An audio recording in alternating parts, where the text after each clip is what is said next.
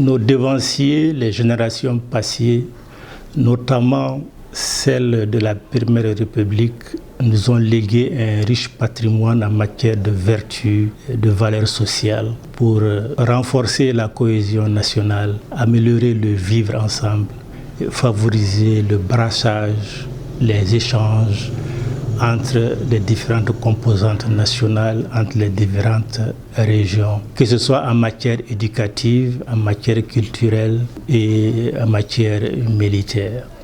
En matière culturelle, vous vous souvenez certainement des semaines locales organisées dans les cercles, des semaines régionales annuelles dans toutes les régions qui étaient clôturées par les biennales artistiques, culturelles et sportives qui sont organisées à Bamako et plus tard qui sont devenues tournantes. En matière éducative, les élèves étaient répartis, disons, orientés à l'intérieur de la République, peu importe là où ils ont fait l'examen de DF par exemple. Le lycéen se retrouvait à Kai, à Tombouctou, à Sikasso. Les orientations étaient basées sur l'esprit de brassage qui favorisait l'interpénétration, la connaissance des autres cultures. Celui qui quitte Sikasso, qui va à Gao, il vient avec ses valeurs, il vient trouver d'autres et ils commencent à négocier, ils apprennent à se connaître. Ce sont ces facteurs qui ont favorisé la cohésion nationale dans notre pays.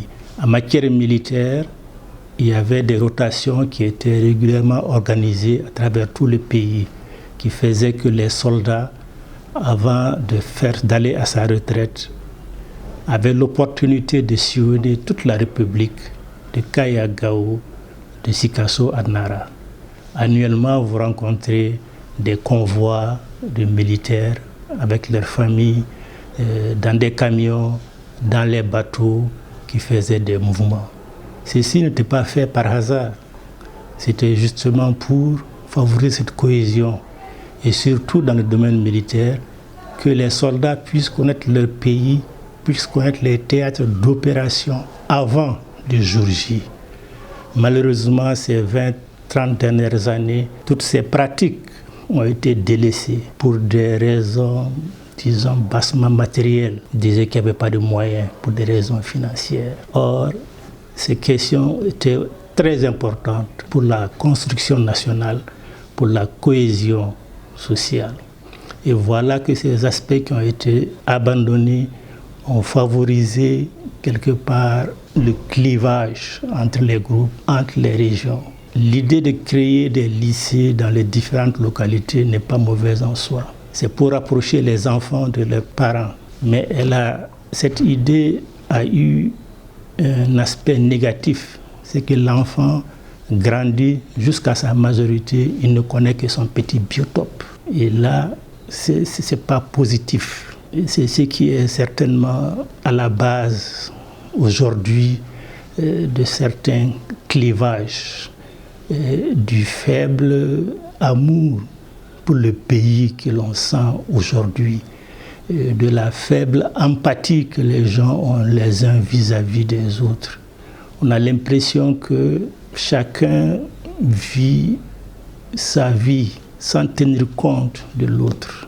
On ne voit aujourd'hui pratiquement que son intérêt à soi. Or, on a besoin dans un pays d'avoir de l'empathie, c'est-à-dire se projeter vers l'autre, essayer de comprendre son problème pour vivre avec lui. Or, dans la plupart des cas de nos jours, c'est plutôt le rejet. Dès qu'un problème est posé, c'est le déni, c'est l'image du thermomètre.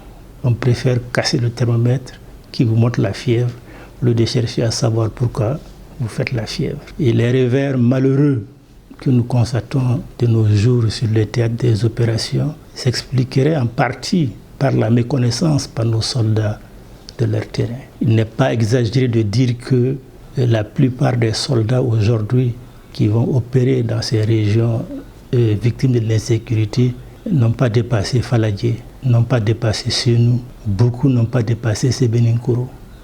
Ils découvrent ces milieux pour la première fois. En leur corps défendant, ils essaient de faire leur mieux, mais le mal est déjà là. Est-ce qu'on pourra encore corriger ceci? La base serait aussi en fait les accords signés. Depuis 1990 à nos jours, il y a un article récurrent qui est là, qui dit retrait des militaires des bases, retrait, allègement des dispositifs militaires des régions du Nord. Et alors, donc, si on retire nos bases, nos soldats n'iront plus sur le terrain. Et ils ne connaîtront plus le terrain en cas de besoin. Et nous sommes tombés dans ce piège-là aujourd'hui.